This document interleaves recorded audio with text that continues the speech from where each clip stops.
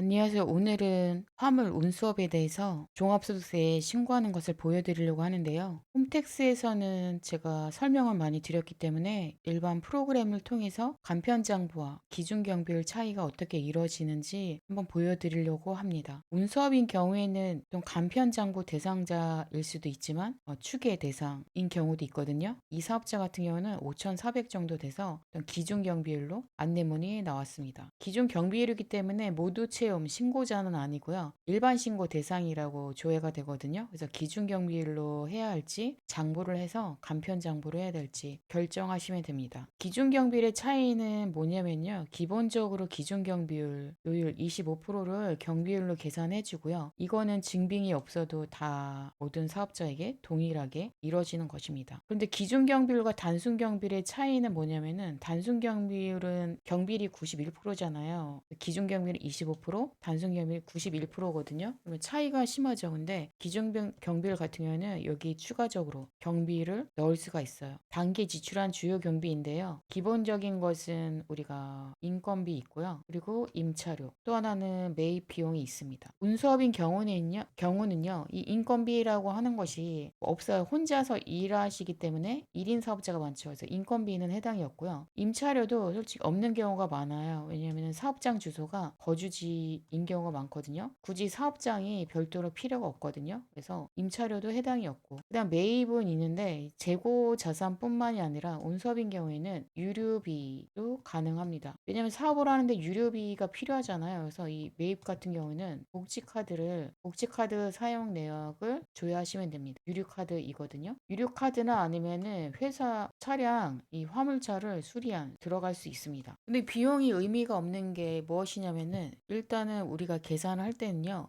소득금액 계산서는 어떻게 계산이 되어지냐면은 단순경비인 경우에는 91%로 경비를 인정을 받고요. 그래서 소득세가 460만 원이 되는 거거든요. 소득금액이 460만 원이 되는데 기준경비율은 여기에 25%만 계산되어지는 게 아니고요. 일단은 25%에 유류비가 900만 원이잖아요. 900만 원을 가정하면은 1,300만 원에 900만 원이 인정이 되는 거죠. 그래서 이 두 개를 비교해 보면요.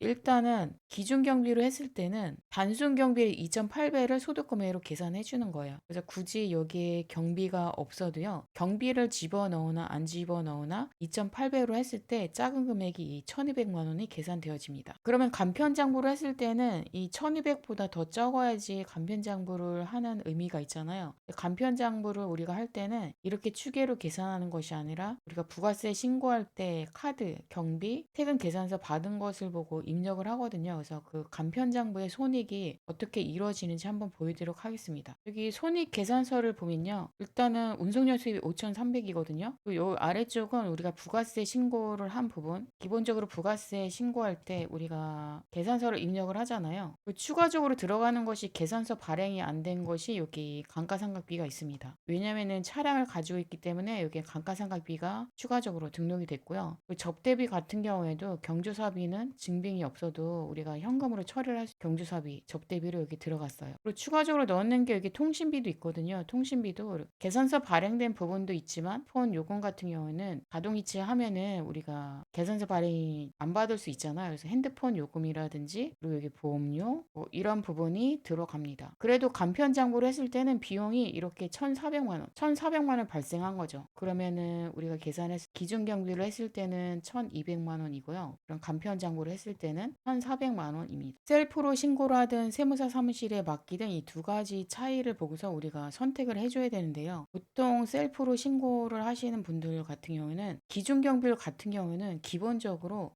작성해야 되는 게 없어요. 왜냐면은 추계라든지 수익 금액을 그냥 불러와서 입력을 하면은 쉽게 할 수가 있거든요. 추계는 작성하는 게 어렵지 않은데 간편장부 같은 경우에는 셀프로 신고를 한다고 하더라도 뭐 여비교통비가 얼마, 접대비 얼마, 통신비 이것을 각각의 어떤 금액을 입력해 줘야 되거든요. 그래서 우리가 봤을 때는 실무자 같은 경우에는 간편장부도 빠른 시간 내에 뭐 1시간 정도면은 우리가 추계를 보고서 1시간 내에 이렇게 기록을 할 수가 있는데 혼자서 하시는 분들 같은 경우에는 이런 것들이 뭐가 들어가는지 잘 모르시거든요. 그래서 간편장부도 또는 통신비 이런 것들을 일일이 입력을 해줘야 되니까 시간이 많이 걸려요. 두 가지 차이는 우리가 시간이 많이 걸린다는 거예요. 세무사 사무실에 맡기더라도 간편장부를 했을 했을 때도 시간이 많이 걸리고 스스로 신고를 하더라도 시간이 많이 걸리죠. 이 시간 차이인데 그래서 세무사 사무실에 시간이 많이 걸리는 것들은 수수료가 좀 높고요. 간단하게 이렇게 추계처럼 할 수 있는 것은 수수료가 낮겠죠. 그러면은 이 판단했을 때 사장님 같은 경우에는 맡기더라도 간편장부를 하기보다는 추계로 신고를 해서 하는 것이 더 편하죠. 그래서 추계로 하다 보면은 1,200만 원에서 소득 금액을 계산하면 되고요. 간편장부는 1,400만 원이기 때문에 간편장부를 하는 것은 의미가 없죠. 왜냐하면 간편장부를 하더라도 기본적으로 서울 같은 경우에 좀 싸게 받기도 하는데 경기도권에서는 간편장부 수수료는 한 부가세까지 해서 22만 원을 받아요. 그럼 추계 같은 경우에는 11만 원을 받기도 하고요. 단순 같은 경우에는 5만 5천 원을. 그럼 사장님 입장에서는 똑같이 소득 금액이 낮은 부분을 신고를 하면서 간편장부보다는 추계로 신고하시는 게 낫죠. 소득 금액도 낮고 수수료도 더 낮기 때문에 추계로 신고를 하셔야 됩니다.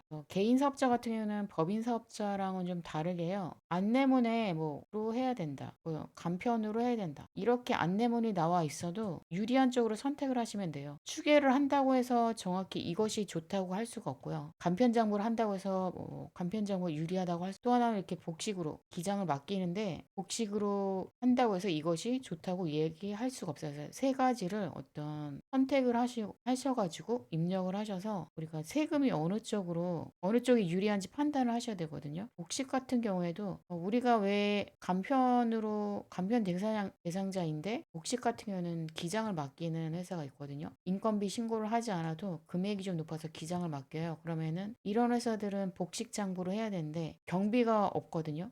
경비가 많이 없을 수 있죠. 그러면은 간편 장부나 아니면은 기준 경비로 추계로 신고를 하는데 우리가 이런 것들을 판단을 할 때는 이런 경우가 있죠. 왜냐면은 대출을 받기 위해서 우리가 대출을 받으려고 하는데 그러면은 재무제표가 필요하잖아요. 재무제표가 필요하거든요. 재무제표를 제출해요. 그러면은 우리가 간편장부나 추계를 하면은 재무제표를 제출할 수가 없죠. 그런 경우도 있어요. 그래서 이런 것들은 세무대리인과 상의를 하셔야 되고요. 제가 지금 말씀드리는 것은 혼자서 신고할 수 있도록 운수업에 대해서 설명을 드리고 이 두 가지를 좀 판단하시면 됩니다. 이 사업장 같은 경우에는 회사마다 다 다르겠죠. 어떤 회사는 간편장부를 했는데 순이익이 더 낮을 수도 있고요. 어떤 회사는 추계를 했는데 수익금이 더 낮을 수도 있거든요. 그래서 이런 부분은 재무제표를 좀 비교를 해서 판단해서 신고를 해줘야 되는 거예요. 세무대리인 입장에서는 두 가지를 선택해서 비교해서 분석해서 알려드려야 될 의무가 있기 때문에 이 두 가지 선택을 하시면 되고 직접 신고하시는 분들은 어떤 거를 해야 될지 잘 모르거든요. 기준경비로 나왔다고 하면은 기준경비로 신고할 수밖에 없고 스스로 신고하시는 분들은 기준경비율이 더 유리한지 간편장부가 유리한지 잘 모르시거든요. 그래서 이런 것들은 하고 상담을 하시고 신고하는 것이 이 기준경비에 대해서는 제가 운섭에 대해서는 홈택스에서 신고하는 방법을 알려드리도록 하겠습니다.